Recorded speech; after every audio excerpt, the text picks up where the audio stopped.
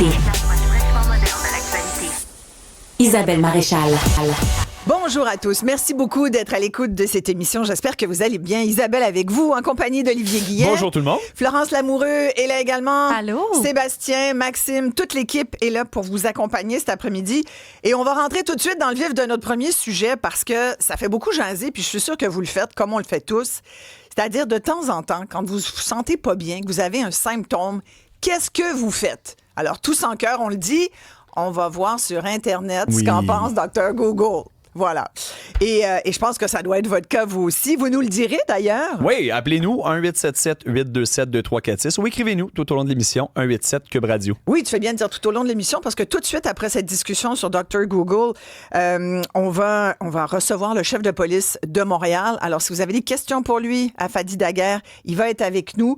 Évidemment, il y a beaucoup de... il se pète un peu les bretelles aujourd'hui parce que en termes de résolution de crimes, ça va mieux à Montréal. Mais il y a quand même beaucoup d'enjeux. Écoute, j'ai une liste de sujets. Je pense qu'on ne pourra pas tout aborder avec lui. Mais si vous avez des questions qui vous semblent assez prioritaires, entre autres la sécurité un peu partout, bien sûr, n'hésitez pas à nous les poser. Pourquoi je vous parle de Dr. Google ou de ChatGPT?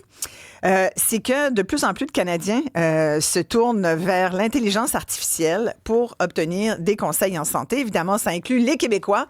C'est un sondage de l'Association médicale canadienne qui nous dit ça. Il y a à peu près 40% des gens qui utilisent des outils comme ChatGPT pour bien comprendre leurs symptômes. Et il y a à peu près 70% parmi eux qui disent, bon, en même temps, oui, je le fais. Je vais voir ce qu'en pense Google ou ChatGPT, mais j'ai quand même une distance par rapport à ça. Ce qui est un peu rassurant. Vous me direz, vous, quelle est votre attitude par rapport à ça?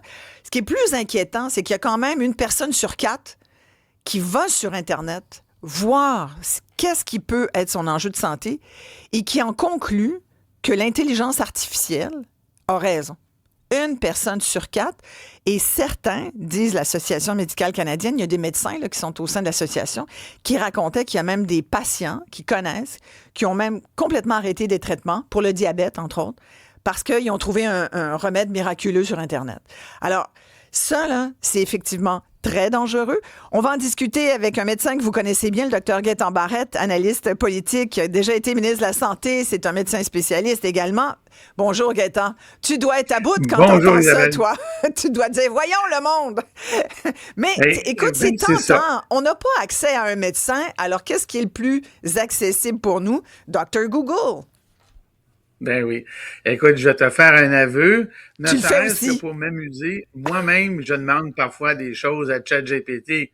Puis je le fais pour diverses raisons. Peut-être pas pour des diagnostics, mais justement pour voir ce que ChatGPT va me répondre, pour voir si ça a de l'allure. Et puis, écoute, c'est tentant parce que maintenant, avec les robots conversationnels, ils nous répondent comme si c'était des confidents. Puis il nous encourage. « Ah, t'as bien raison, Gaétan. Ah, tu as bien pensé. Ah, écoute, c'est une bonne idée. » Puis là, tu lui dis, « Ben non, ça n'a pas d'allure ce que tu me dis. »« Ah, t'as raison, ça n'a pas d'allure ce que je te dis. » Je te jure, je l'ai vécu, moi, ça. « T'as raison, ça n'a pas d'allure ce que je dis. Je vais faire une autre analyse. » Là, il te donne une réponse. « Ah, merci de m'avoir rappelé à l'ordre. Alors, voici la bonne réponse. » Là, tu dis, « Non, ça marche pas, ça non plus. » Mais c'est ça qui est effrayant dans une certaine mesure, Isabelle. Souvent, ça a du sens, ce qu'il dit, mais c'est pas la bonne affaire. Alors, Je comprends les gens de vouloir y aller plutôt que d'attendre 12 mois en urgence, mais il faut être très, très, très prudent. Ça veut pas dire que ChatGPT se trompe tout le temps, là, c'est pas ça que je dis. Des fois, ils font la bonne réponse. Mais il faut que la question soit extrêmement précise et les informations que l'on donne soient très exactes aussi. Oui, puis en même temps, ils n'inventent rien, ChatGPT ou Google. Ils vont chercher, c'est une intelligence artificielle qui, dans le fond, collige tout le data, toutes les données disponibles sur Internet, puis qui tire ses conclusions selon des algorithmes et selon aussi ce qu'on aura demandé préalablement. Et alors, on nourrit un peu la bête d'une certaine façon. Oui. Notre collègue ici, Sébastien Laperrière. Sébastien, j'ai à tout prix que tu écoutes ça, Gaétan, puis écoutez ça, tout le monde. Sébastien, tu as fait un test, tu as posé une question à Chat, c'est ça, ChatGPT? Oui, exactement. Je viens de poser une question. Moi, je fais des diverticulites. Donc, j'ai été vers douleur aiguë au bas du ventre gauche avec fièvre. Parce que je savais c'était quoi la réponse. Je l'ai trouvé intéressant. Bon, on dit tout le temps, je vais être très clair et prudent avec toi. Douleur aiguë, bas du ventre, Non, à mais attends. gauche, fièvre, signal d'alarme. Attends, il dit, je vais être très clair et prudent avec toi. Emoji de cœur rouge. Ben, c'est de l'amour, hein? Écoute, C'est de la bienveillance, il ça, t'aime. Isabelle. Non, mais quand même, avoue, moi, mon médecin, quand il me fait une prescription, Il n'y a pas un petit cœur sur le papier? il me met pas un petit cœur Non? rouge Ah. d'emoji quand même. Là, tu sais. Ah, mais c'est cute. Douleur aiguë au bas du ventre à gauche, avec fièvre, donc, tu disais, Ouais, avec égal. fièvre. Et très fréquent et sérieux, diverticulite qui sort au début. Donc, c'est quand même bien infection abdominale et pelvienne. Mais si Cause j'étais numéro 1 chez l'adulte, donc des infos en plus, genre, inquiète-toi pas, t'es pas tout seul. quand même, si t'es une femme, par contre, infection gynécologique, grossesse extra-utérine, kyste ovarien compliqué ou torsion. Donc, il y a quelques versions qui peuvent être intéressantes. Donc, Est-ce que c'est vrai? Est-ce que je pourrais me coller à ça? mais est-ce que tu fais des diverticulites? Ben Vraiment, oui. t'en fais. Oui, donc, j'en fais. finalement, mais là, une fois que tu sais ça remplace pas ton médecin. Ça le remplace pas, mais là, ça vient de nous donner un angle quand même intéressant. Hey, là, tu viens de me dire, moi, j'ai une petite douleur abdominale côté gauche. Fais-tu une diverticulite, moi? Tu vois comment que c'est... Possible. Tiens, Faudrait c'est ça demander l'affaire. à Dr Barrette, par On exemple. a-tu un docteur sous la main, docteur Barrette? Non, mais tu sais, c'est que quand tu commences à entendre les symptômes ici et là, c'est ça, Gaëtan, hein? On est tous devenus un peu Ben oui. hypocondriaques à des degrés Ouais. différents, de par le fait que on n'a pas toujours accès, quand on le souhaite, à un médecin. Certainement pas un spécialiste, en tout cas encore moins un spécialiste qu'un médecin omnipraticien. Et c'est pour ça, d'ailleurs, le sondage de l'Association médicale canadienne le dit. La raison pour laquelle les Canadiens se tournent vers l'intelligence artificielle, c'est qu'ils n'ont pas grand-chose d'autre à se mettre sous la main. C'est une critique du Exactement. système, dans Et- le fond. Exactement, parce que la médecine, c'est aussi une question de multiples facteurs, dont le contexte. La réponse que ChatGPT a donnée à la question qu'on vient de voir dans l'exemple, Ouais, ben, crois-le ou non, là, ouais, tout là-dedans est une possibilité. Je vais te rajouter quelque chose. ouais. Si on avait rajouté homme de 55 ans, Cancer du côlon? obèse, pardon? Ouais. Ah, non, j'allais dire cancer du côlon, c'est- mais continue. Oui, mais ça aurait pu être mieux, mais le diagnostic présumé possible de diverticulite, c'est tout à fait une question que le médecin va se poser. Ça, c'est très clair. Comme chez la femme, c'est sûr que ChatGPT, si je mets femme de 58 ans, il va pas nous sortir, par exemple, kyste ovarien Ouais, ou grossesse ou grossesse. extra-utérine. Mhm. Bon, la personne, elle est ménopausée normalement, évidemment. Alors que ce sont des possibilités, mais qui sont prises hors contexte et surtout, sans examen. ChatGPT n'examinera jamais personne. Et la Ouais. médecine, c'est une histoire, l'histoire clinique, là, de l'épisode aigu, qui est associée à un bilan qui est, dans le cas présent, sanguin, une prise de sang, qui est associé à un examen physique. Et c'est Ouais. l'ensemble de tous ces éléments-là qui permet au médecin de faire le bon diagnostic. Mais tu Mais dis... dans l'exemple qui est donné, Oui. ce sont des hypothèses valides. Oui, voilà, c'est ça. Donc, c'est intéressant. Toi, tu dis, Gaëtan, c'est pas mauvais d'aller voir parce qu'il y a des médecins, tu leur dis, ben j'ai consulté Internet avant, puis ils font comme, ben voyons donc, lâchez-moi ça, Internet, tout de suite. Perdez pas votre temps avec ça. Vous allez avoir juste des fausses informations. Écoutez-moi plutôt. Il y a beaucoup de médecins qui ont cette attitude-là. Toi, tu dis, Oui. est-ce que tu dis au contraire, pourquoi pas vous informer à condition de bien détailler votre situation? Et puis, ça peut être une base, tu sais, puis pour apprendre à mieux se connaître, puis après, tu vas voir un médecin. Mais tu sais, tu parles d'examen du toucher, là, tu sais, il faut voir un médecin qui va vous ausculter. Ben voilà. La télémédecine, là, quand tu es à des kilomètres, des fois, tu n'as pas le choix. En région, les gens n'ont pas un médecin à côté.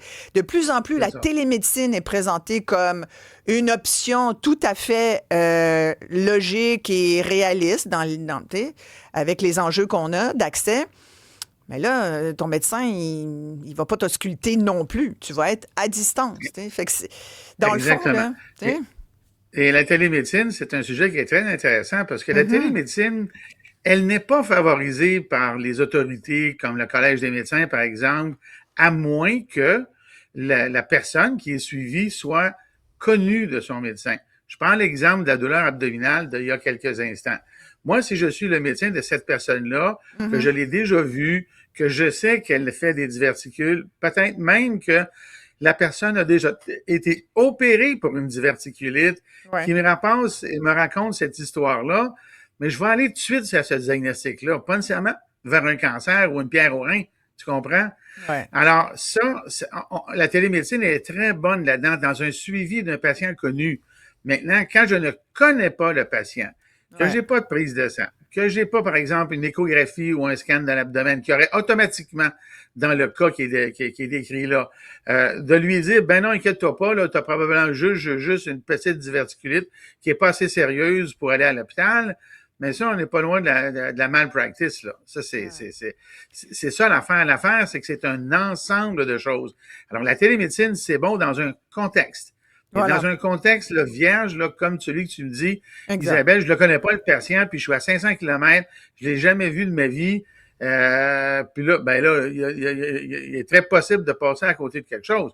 Faire de la télémédecine pour renouveler une prescription qui est déjà connue, ben ça, big deal, il n'y a pas de problème. Julie. C'est ça le problème, c'est que ça s'applique pas à tout, ça. Voilà. Julie est avec nous, une auditrice qui utilise l'intelligence artificielle. Bonjour, Julie. Oui, allô? Oui, on vous écoute. Ben c'est ça. Moi, ma soeur et moi, on a le même médecin de famille. Et puis, c'est ça, quand on était jeunes, on a perdu notre médecin qu'on avait là, depuis qu'on était jeune. Et puis, on se demande souvent où est-ce qu'elle a fait son cours pour vrai en médecine, là? Parce que souvent, on consulte ChatGPT, puis on a de meilleures réponses que notre médecin. Hein? Ah oui, carrément. Avez-vous un exemple concret rapidement? Ah, ben, par exemple, là, juste pour la pilule contraceptive? Les anovulants, là. Oui. Mm-hmm. Et elle obstinait ma sœur, là, puis, tu sais, pour des détails, là, on se dit, mon Dieu, ça se peut pas, là. Ouais, des fois les patients sont au courant aussi, tu sais, on n'est pas cave, on est informé justement parce que l'intelligence artificielle, puis parce qu'on sait lire, puis parce qu'on est curieux.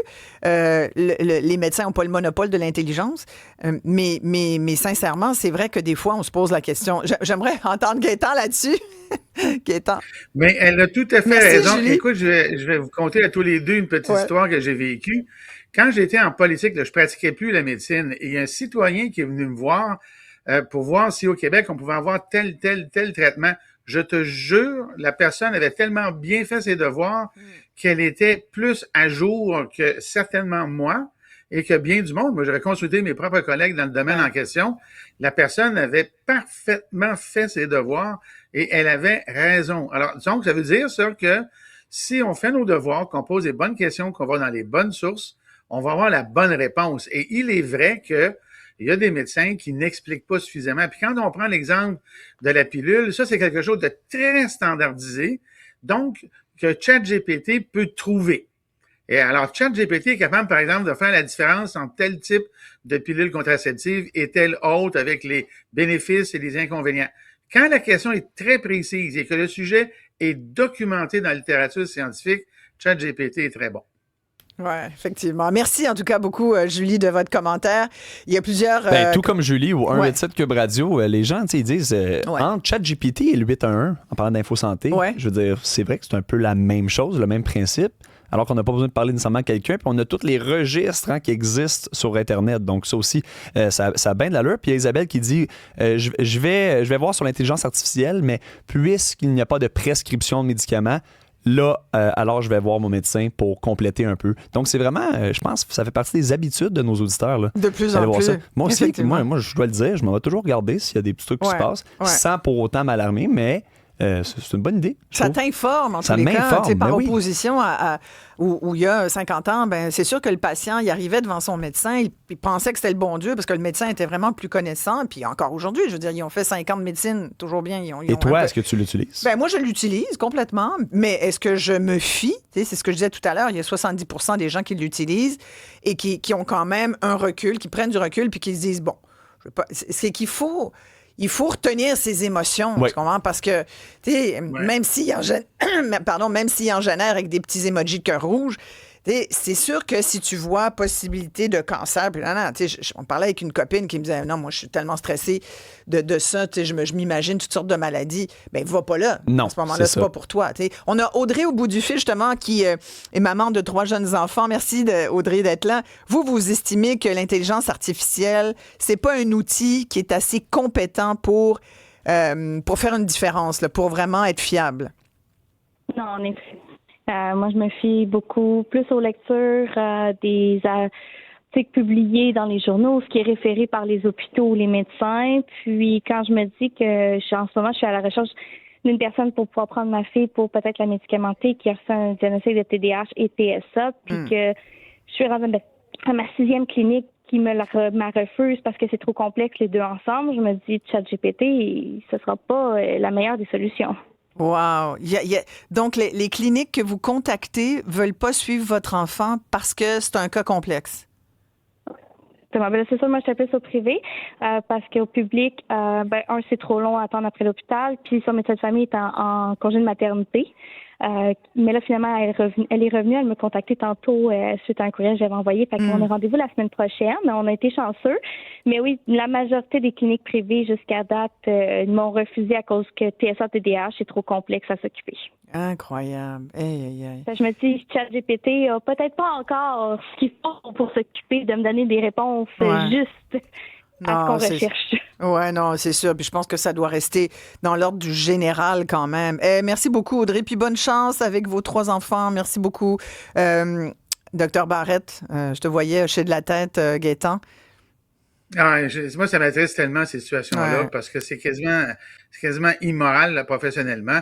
Écoute, moi, j'ai même vu, je l'ai vu, j'ai eu des plaintes à cet effet-là, des médecins de famille qui refusaient de voir des enfants tout court parce qu'ils veulent pas voir les enfants. Mais là, ça s'appelle pas un médecin de famille à ce moment-là. Là. Je peux comprendre que moi, radiologue, là, je fais pas de clinique. Là. Alors, ça a bien de l'évidence que je n'irai pas faire des consultations pédiatriques ou un pédiatre. Mais un médecin de famille qui refuse dans sa pratique de voir des enfants, ça s'est vu et ça n'a pas d'allure, là, c'est très clair. Oui, non, complètement. Des commentaires? Oui, bien, on a Suzy de Trois-Rivières, puis ça, c'est une excellente question pour M. Barrette, Dr. Barrette. Elle dit, lors de mon rendez-vous avec mon médecin, devant elle, là, son docteur a regardé l'intelligence artificielle, ChatGPT, pour appuyer parfois certains diagnostics, j'imagine. Ah, ouais. Est-ce que c'est une pratique qui est courante dans le métier? C'est une pratique qui va être de plus en plus fréquente parce que, croyez-le ou non, on ne sait pas tout. Même s'il y a des gens qui pensent que les docteurs pensent qu'ils savent tout, là, les docteurs ne savent pas tout. Alors, ça arrive, sauf que quand on va poser la question à ChatGPT, et ça, le grand public peut le savoir. Alors, si moi j'ai une question sur le diabète, par exemple, là, au lieu de poser une question générale à ChatGPT, je pourrais lui poser la question suivante, selon l'Association canadienne du diabète. Ouais. Ça, des associations de certaines maladies, là, c'est extrêmement bien fait. Des fois, c'est difficile à comprendre. Alors que ChatGPT, lui, va nous vulgariser ça. Alors, ChatGPT, là, selon l'Association canadienne du diabète, comme il y a l'Association américaine, devant tel symptôme et tel diabète, dans la maladie du diabète, insulinodépendant ou non, qu'est-ce que je devrais penser faire? Quelle est la recommandation? Là, ça force ChatGPT à aller dans une source définie qui, en plus, est fiable. Et là, ils peuvent faire des comparaisons. C'est un truc. Et ça fonctionne assez bien. Maintenant, si je prends encore l'exemple du diabète, ben le problème, c'est que sur l'Internet, il y a plein de publications qui sont des publications de médicaments naturels qui vont guérir le diabète, patati patata.